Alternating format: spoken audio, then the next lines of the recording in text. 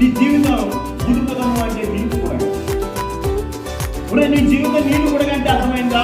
జీవనం భూముల ప్రాయం అదే తేడా. ఇలా నలుగురిని ఆలోచింపజేసింది. ఆలోచింపజేసిన ఆ నలుగురు చేస్తున్నటువంటి ఉద్యమమే వ్యవహారిక భాష ఉద్యమం. పూర్వం విద్య కూడా పండితులకు మాత్రమే పరిమితమైంది మన తెలుగు భాష. పామరులకి అందుబాటులో లేదు. రెండవది తెలుగు భాష కోసమే ఒకటే కాదు, విడిగ్రామం కృషి చేస్తా సవరణ కోసం ఆయన ఒక కోశాన్ని రాశాడు, ఇంగ్లీషు సవర నిఘంటువు రాశాడు. ఒక భాషా శాస్త్రవేత్త ఆయనేమో లెస్స అన్నాడు.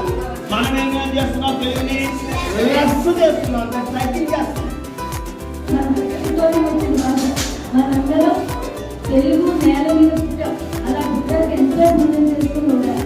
వీళ్ళందరూ కూడా అన్ని ఆటలు ఆడుతున్నారు, హాకీని నేర్చుకోండి అని ఈ సందర్భంగా మీకు సలహా ఇస్తున్నాను.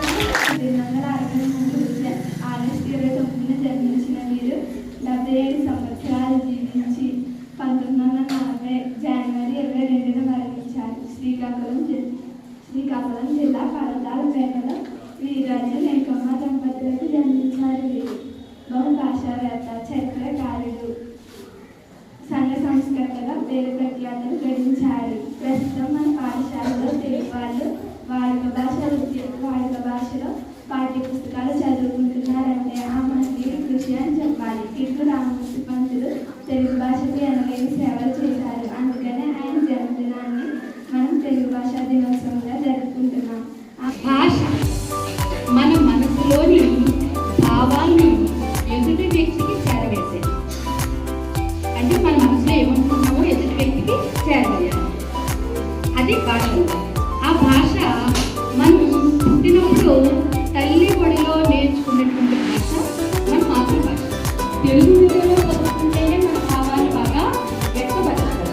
తెలుగు పిల్లలు బాగా వచ్చినప్పుడే హిందీ నేర్పగలుగుతారు. తెలుగులో సంస్కృతిని హిందీ చదువు నేర్పుతారు. తెలుగులో సంస్కృతంలో వస్తేనే హిందీలో సంస్కృతంలో నేర్పుతారు. తెలుగులో పిల్లలకి పర్యాయ పదాలు వస్తేనే హిందీలో పర్యాయ పదాలు నేర్పుతారు.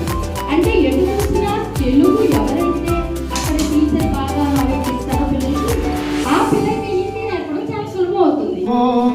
అనేక విధముల జంత పదముల అనంతపురిన తెలుగు, లక్షల సూర్యోదయముల నెలవ ప్రొద్దుటూరు నా తెలుగు, లక్ష్మణ స్వామికి ప్రాణరక్షణుడు హనుమకొండ నా తెలుగు, రంకెకు రోదసి ప్రతిధ్వనించే మహానంది నా తెలుగు, అక్షరాక్షరము మంత్రాలయమై వసగే అభయం నా తెలుగు, శ్రీశైల శిఖరి నా తెలుగు, కవి సింహపురి నా తెలుగు, అనేక విధముల జంత పదముల అనంతపురి నా తెలుగు, వసంతవనమున లతాంత పదముల భాగ్యనగరి నా తెలుగు,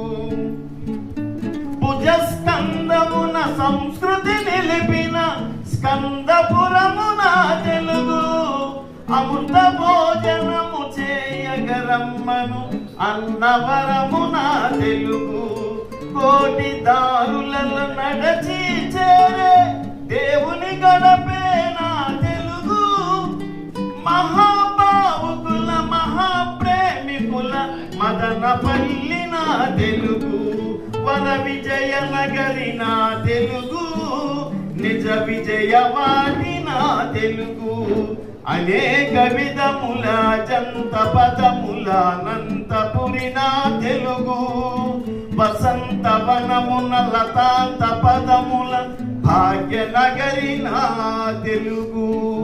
ధన్యవాదాలు.